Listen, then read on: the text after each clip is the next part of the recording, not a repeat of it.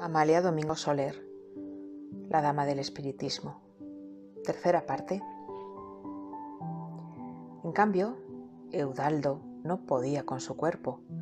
Me decía que no me asustara, que si él se marchaba, ¿qué sería de mí? Pero pobrecito, no se daba cuenta que por ello estaban preparando a María, la segunda médium. Así finalizábamos la segunda parte de las memorias de Amalia. Vamos a continuar donde lo dejamos. Un día, Eudaldo me dijo que había pensado que viviéramos juntos. Así, habitando conmigo, aprovechábamos los momentos que tuviera de lucidez y sus hijos, que eran mayorcitos, le cuidarían y a mí me darían compañía. Me pareció perfecto porque tanto a su hijo como a su hija yo los había visto nacer y crecer.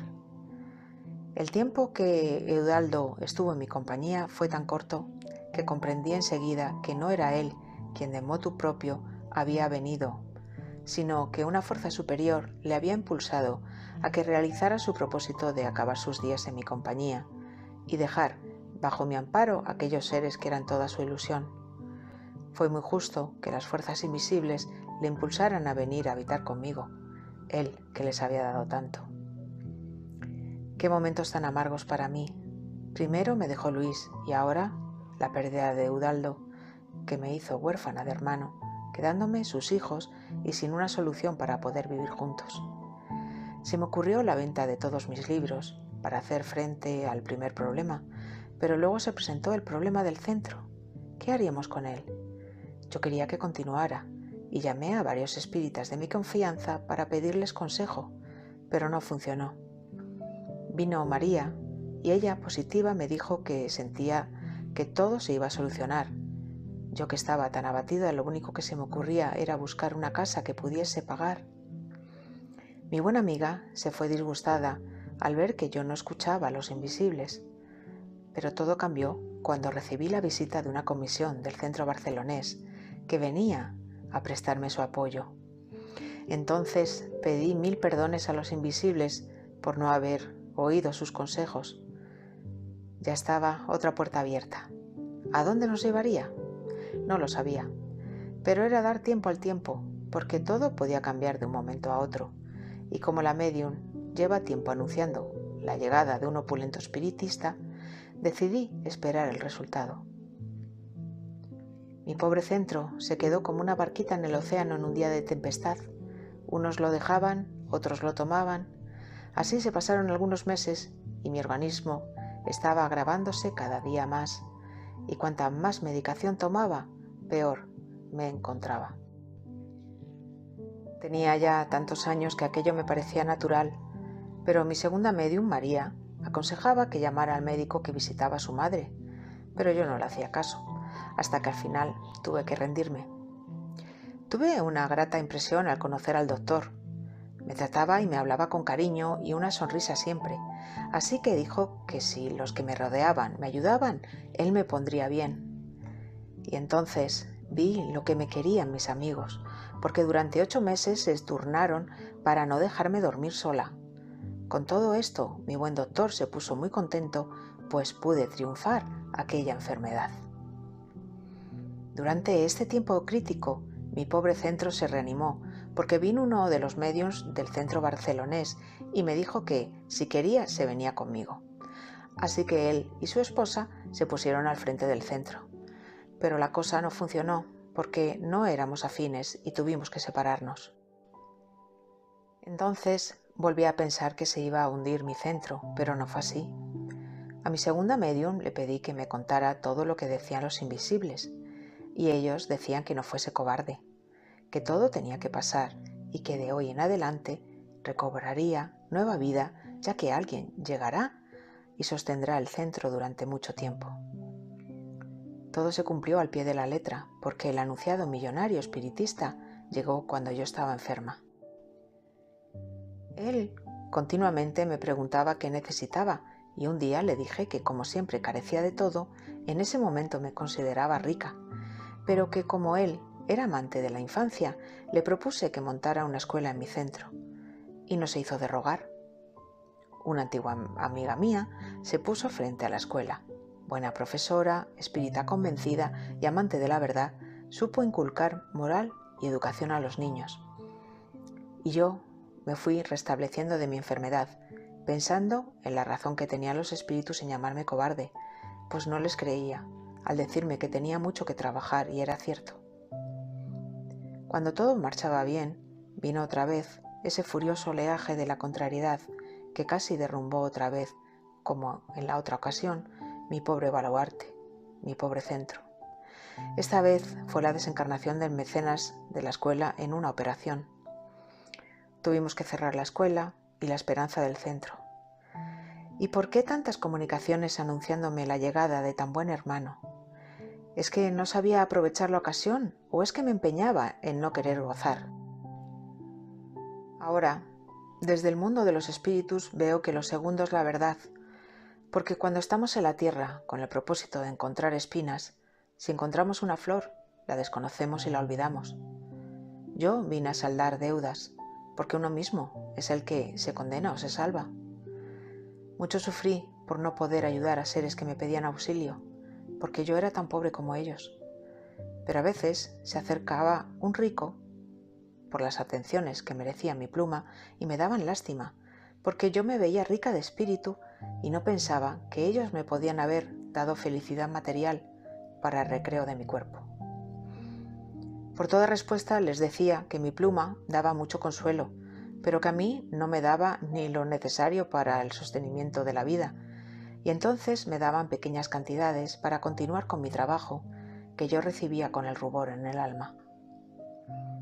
Yo le pedí al Padre poder vivir de mi trabajo, porque era triste trabajar mucho y que no produzca nada.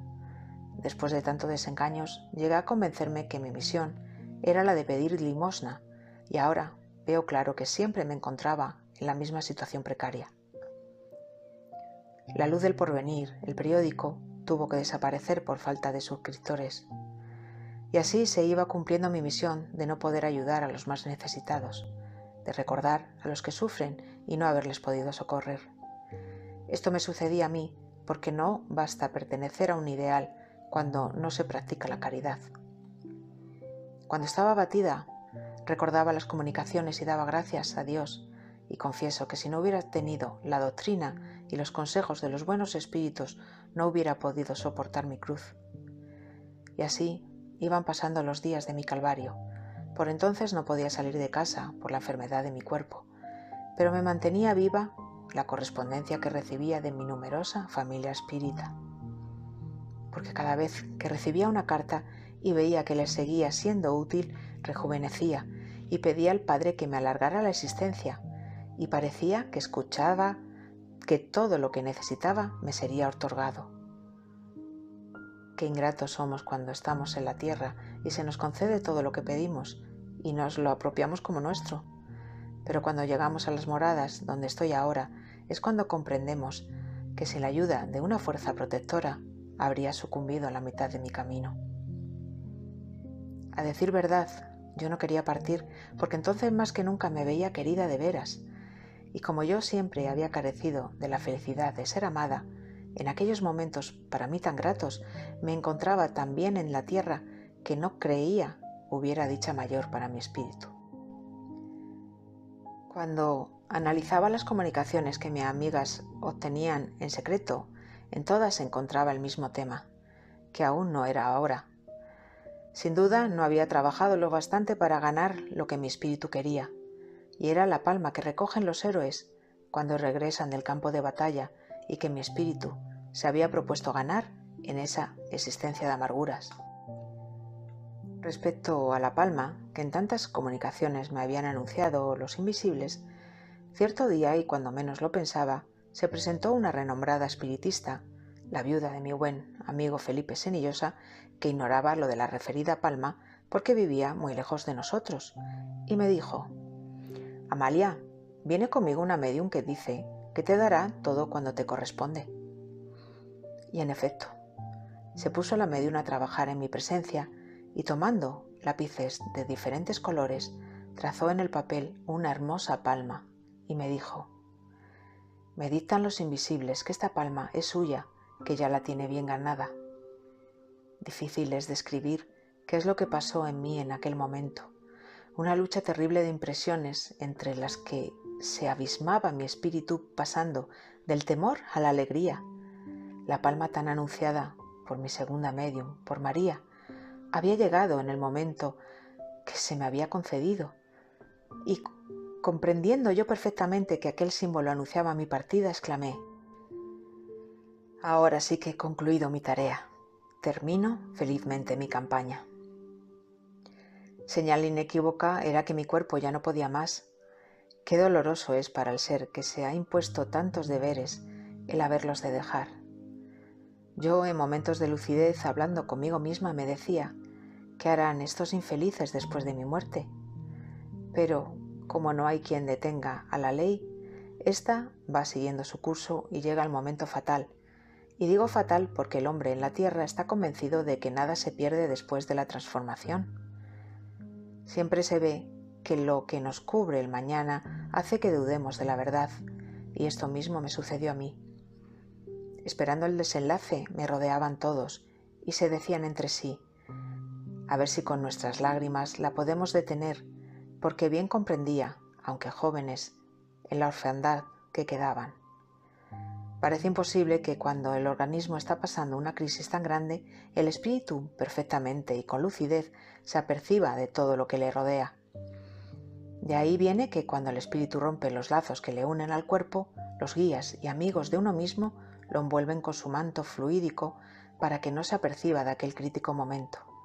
Y pasada la primera impresión, cuando todo en la tierra vuelve a estar en su verdadero lugar, nos descorren el velo y nos dejan contemplar aquellos lugares tan queridos por los recuerdos que de ellos tenemos.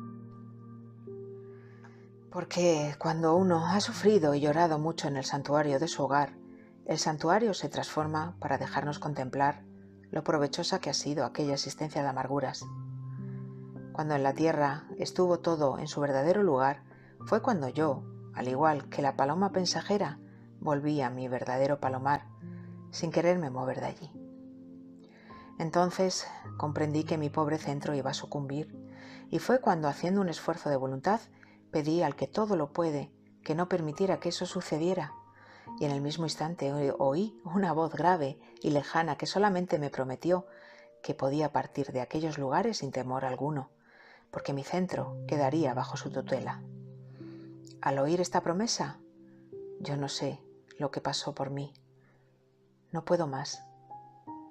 Aquí termina el manuscrito de un espíritu que vino a la tierra con grandes deudas y partió algo limpio de conciencia. Adiós. Así terminan sus memorias, pero me parecía que mi relato estaba inacabado si no les cuento que Amalia desencarnó en la mañana primaveral del 29 de abril de 1909. La estaban esperando su madre, don Luis, Fernández Colavida, Eudaldo y todos sus amigos que lucían resplandecientes. Un gran cortejo seguía al coche fúnebre con las más significativas personalidades del espiritismo español y el pueblo que la amaba. Ella había tenido conocimiento de su penar terrenal cuando en una visión de espíritus acreedores pidió comprender y recibió un mensaje psicografiado que le revelaban 2 encarnaciones anteriores en las que como hombre había tenido una actitud desconsiderada con las mujeres, reviviendo hechos generadores de deudas espirituales y sintiendo alivio al saber y entender que durante toda su reencarnación actual había luchado con un espíritu que le tenía gran odio, y aunque su madre la protegía, las vibraciones de este espíritu las percibía desde siempre, porque era preciso que aprendiera. Supo que el odio se aplaca con el amor y el momento de reconciliación había llegado a través del mensaje. Ya tenía un enemigo menos. Se convirtió en defensora de los derechos de la mujer, limitados en su época. Reclamó el derecho a la educación, la igualdad en las profesiones, en las oportunidades y en los salarios, a la independencia, la dignidad y la libertad moral. Reclamaba el derecho de la mujer para instruirse lo suficiente para disfrutar de una lectura útil. En su libro de memorias expresaba el siguiente deseo: para las mujeres desgraciadas que pululan por la tierra, cuyo número es incalculable, he escrito esta sencilla narración, que tiene el mérito de ser fiel trasunto de mi vida. Aconsejo a las mujeres que lloran que estudien el espiritismo, porque solo el conocimiento exacto de la verdad de la vida puede consolar las grandes desventuras. Amalia escribió gran cantidad de artículos y varios libros, como el que cuenta la historia de dos espíritus, que es Consejos de Ultratumba, Historias de un presidario, Versos de Amalia, Memorias del Padre Germán, que cuenta la historia del sacerdote convertido en su guía espiritual, el libro Te Perdono, que cuenta las memorias del espíritu llamado Iris, Ramos de Violeta, con una selección de artículos y poemas, sus más hermosos escritos que se publicaron después de su desencarnación, o Hechos que prueban, que consiste en una selección de trabajos publicados en Argentina en 1956. Y Memorias de una mujer, que es el libro en el que basé esta biografía que escuchan. Según la designación que daría el crítico literario e historiador Guillermo Díaz Playa, en su libro Historia de la Literatura Española, de los escritores que pertenecieron a la generación del 98, estos eran autodidactas, batalladores, llevan a la prensa, a la tribuna y al libro sus ideas y doctrinas con ansia renovadora, perteneciendo a Amalia por merecimiento propio. En su periódico también había denunciado el derecho a los entierros laicos, haciéndose eco de incidentes provocados por esta actitud. Por todo esto se creó la Sociedad Humana de Entierros Civiles, por iniciativa de Miguel Vives y Vives. Amalia, como ya sabemos, cuando desencarnó Fernández Colavida, acompañó al féretro, acto que estaba prohibido en la época a las mujeres, incluso leyó una poesía delante de su tumba. Visitaba cárceles donde decía que se destruía el cuerpo y se desmoralizaba el alma. Allí encontraba material para sus artículos, las historias que le contaban, junto con la inspiración del mundo espiritual, se convertían en crónicas del periódico La Luz del Porvenir. Y para terminar, me quedo con una frase con la que el escritor francés Édouard Schuré describe a Amalia. Dice así: Amalia, una mujer rebelde, y como en todos los siglos sucede, era un espíritu que pertenecía más al siglo siguiente que al siglo en que vivió. Muchas gracias.